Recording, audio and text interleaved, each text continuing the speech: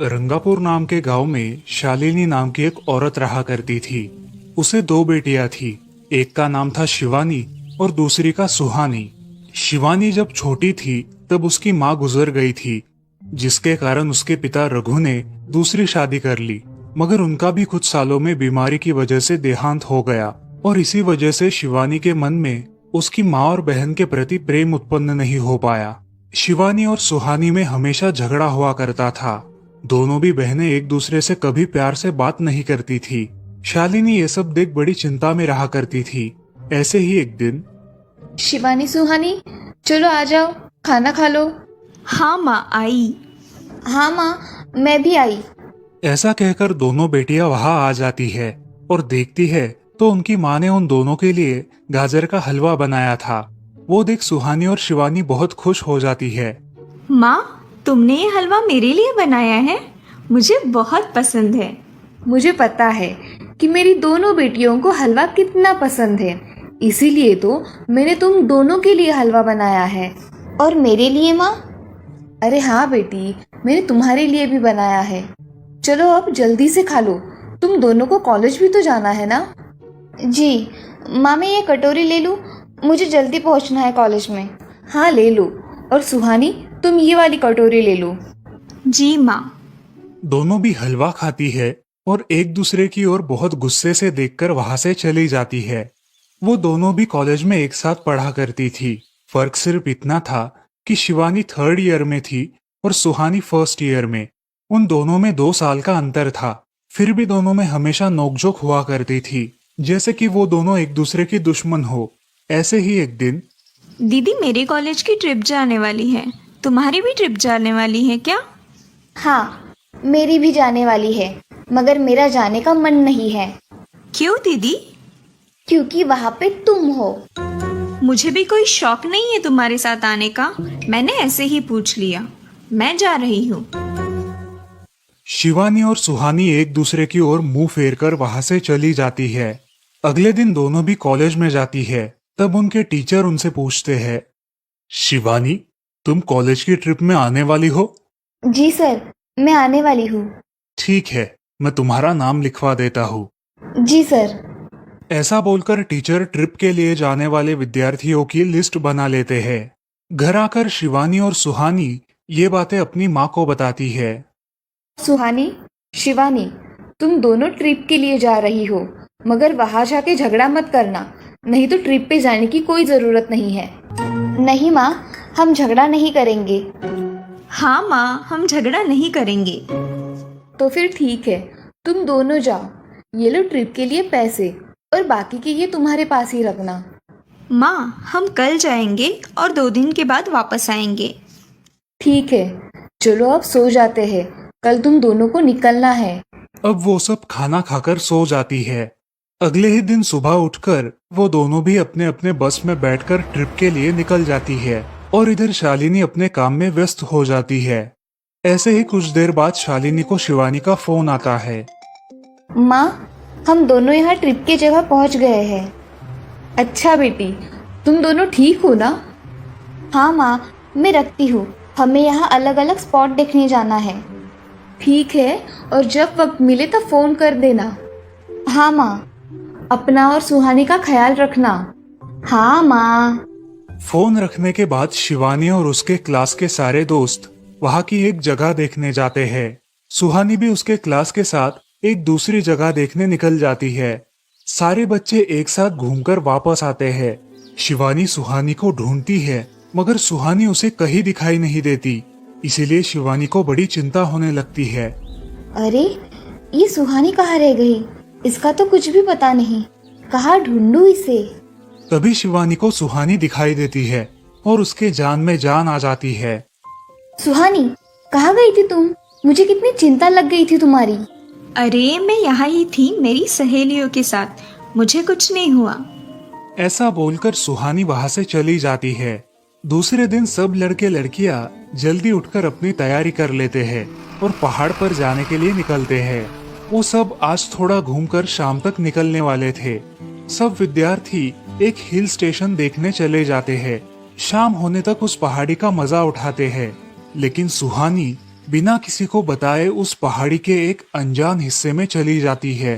वहां का मनमोहक दृश्य देखते देखते गलती से उसका पैर फिसल जाता है और वो वहां से नीचे गिर जाती है।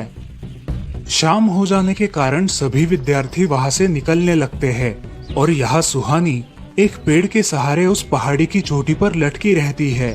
शिवानी सभी विद्यार्थियों में अपनी बहन को ढूंढती है, लेकिन वो उसे कहीं नहीं मिलती।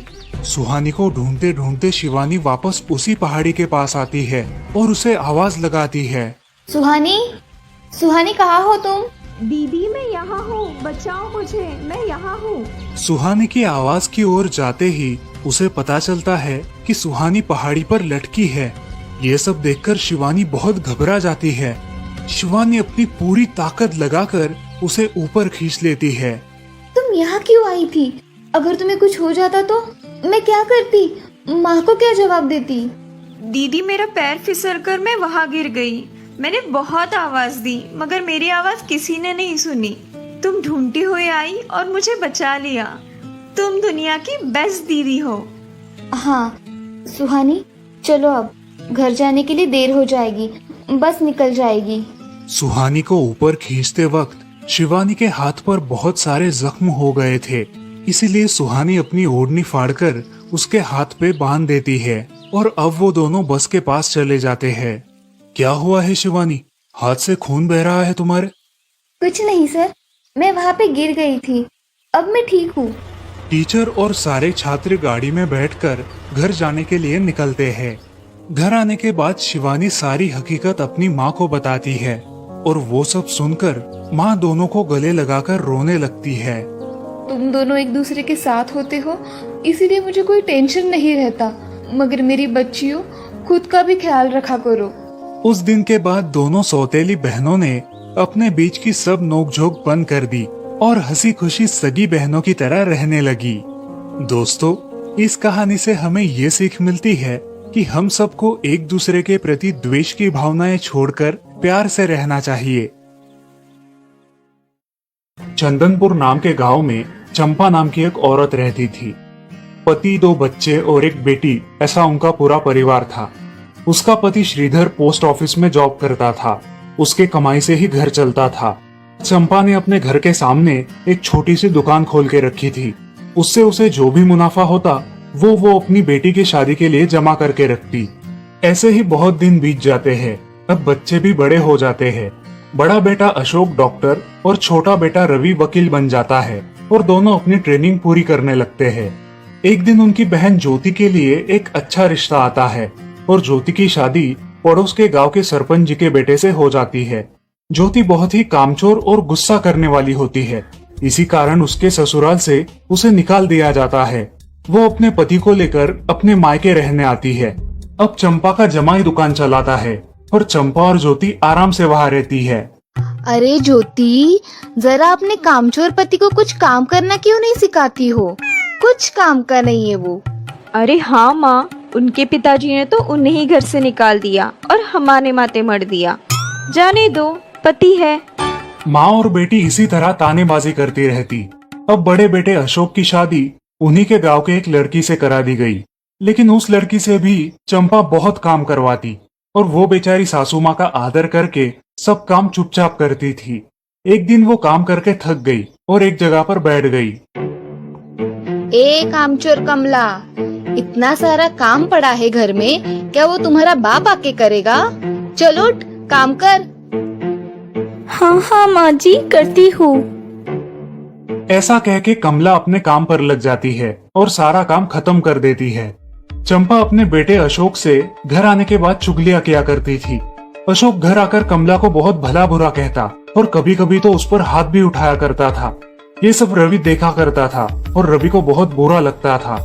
अशोक मारने आता तो रवि बीच में पड़ जाता और माँ बाप को डांटता था और वही झगड़ा खत्म हो जाता था। ऐसा बहुत दिन चलता रहा।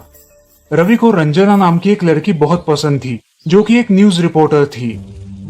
क्या तुम मुझसे शादी करोगी? मुझे तुम बहुत पसंद हो। हाँ, मगर रवि, तुम्हारे घर में तुम्हारी माँ का बर्ताव मुझे बिल्कुल पसंद नहीं है, इसीलिए पहले तुम इसका कोई हल निकालो। अरे रंजना, मैं हूँ ना तुम्हारे साथ, तुम्हें टेंशन की क्या बात है? मगर रवि, तुम भी अगर मुझे मारने पीटने लगे तो मैं तुम्हें कोर्ट में खींचूंगी। अरे हाँ बिल्कुल, वो तो तुम्हारा अधिकार है। अगले दिन रवि अपने घर में रंजना के बारे में बताता है। रवि की माँ चंपा उसे साफ मना कर देती है। रवि, तुम्हें कुछ समझ आता है या नहीं? अपनी बिरादरी की लड़की से शादी करो बेटा। इस घर में ये आखिरी शादी है और मेरे भी कुछ अरमान है बेटा। अजय, आप कुछ कहते क्यों नहीं? हाँ बेटा, तुम्हारी माँ सही कह रही है, तुम इसकी बात मान जाओ बेटा। नहीं पापा, मैं शादी करूंगा तो सिर्फ रंजना से, वरना मैं शादी नहीं करूंगा। सब चुप हो जाते हैं। अगले दिन रवि मंदिर से शादी करके घर आता है। सब अचरज से रवि की ओर देखते हैं और चुपचाप अपने कमरे में चले जाते हैं। कमला उन दोनों का स्वागत करती है और वो दोनों अपने कमरे में जाते हैं। कैसे लगा मेरा घर? अच्छा है, मगर सब मिलजुल के रहे तो और भी अच्छा होगा। रंजना, तुम्हें मेरी माँ को सबक सिखाना होगा, तभी घर के सारे सदस्य ठीक हो जाएंगे। ठीक है रवि, जैसा तुम चाहो। अगले दिन रंजना अपने घर के मंदिर में पूजा करने जाती है। तभी रुको, मेरे भगवान के मंदिर में तुम मत आओ, जाओ यहाँ से। ये कहकर सास रंजना को वहाँ से भगा देती है और घर के किसी भी काम को करने से मना कर देती है। तब क्या माँ जी, आज से मैं इस घर की बहू हूँ। इस घर पे मेरा भी उतना ही अधिकार है जितना कि आपका। क्या बोल क्या रही हो? निकल जाओ मेरे घर से। खबरदार अगर हाथ भी लगाया तो। पता है ना, मैं न्यूज रिपोर्टर हूँ। रातों रात खबर छाप दूंगी और कोर्ट के चक्कर लगेंगे वो अलग, समझिए आप। सास चुपचाप देखने लगी और उसकी बेटी और ससुर भी देखते ही रह गए। रंजना ने कमला से कहा, दीदी, मुझे आपसे काम है, आप मेरे कमरे में आइए। और हाँ, आज से खाना ज्योति दीदी आप बनाएंगी। अरे माँ, तुम कुछ बोल क्यों नहीं रही हो? ये मुझे काम करने को बोल रही है। अजय, सुनते हो? चलो मेरी मदद करो। हाँ आता हूँ। ज्योति किचन का काम करने चली गई और सास बाहर का काम करने लगी। रंजना कमला को लेकर अपने कमरे में गई और उससे कहा, कमला दीदी, आप कुछ कहते क्यों नहीं? आप चुपचाप सह लेती हो, उसका ये नतीजा है। अब देखो दीदी कैसे काम कर रही है। आप कुछ काम करती थी क्या शादी के पहले? नहीं रंजना, मगर अब घर से ही अपना खुद का कुछ व्यवसाय शुरू करने का सोच रही हूँ। बहुत अच्छे दीदी, अब आप किसी से मत डरिए, हम हैं आपके साथ। सच में किसी के साथ होने का कितना महत्व होता है। अब उसकी सासू माँ ही घर के सारे काम करने लगी थी और ज्योति को काम करवाने की वजह से ज्योति भी अपने ससुराल जाने की सोच रही थी। अजी, यहाँ तो काम वाली से भी ज्यादा बुरी हालत हमारी हो गई है।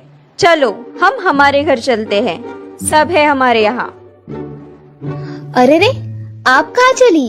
अभी भी काम बाकी है। ज्योति का पति रंजना से धन्यवाद कहता है और ज्योति को लेकर अपने घर चला जाता है। अब सासू माँ एक दिन पूरा काम करके इतना थक जाती है कि उसके बदन में बहुत दर्द होने लगता है। तब दोनों बहू सास के पास चली आती है और एक बहू सास के पैर दबाती है तो दूसरी बहू सर दबाती है। सासू माँ उठकर रोने लगती है। मुझे माफ कर दो मेरी बेटियों, अब से कभी ये गलती नहीं होगी। सास को उसके किए पर पछतावा होता है और ये देखकर घर के सभी सदस्य बहुत खुश हो जाते हैं। रवि और रंजना भी बहुत खुश होते हैं। वाह बहू, जो आज तक नहीं हुआ वो तुमने करके दिखाया। बहू हो तो ऐसी। रंजना अपने बर्ताव के बदले माफी मांगती है और अब सब लोग खुशी खुशी रहने लगते हैं। तो दोस्तों, इस कहानी से हमें ये सीख मिलती है कि हम सब मिलके परिवार बनता है और हम सब परिवार का महत्वपूर्ण अंग होते हैं। परिवार के काम मिल बांट कर करना ये हमारी वैयक्तिक जिम्मेदारी है।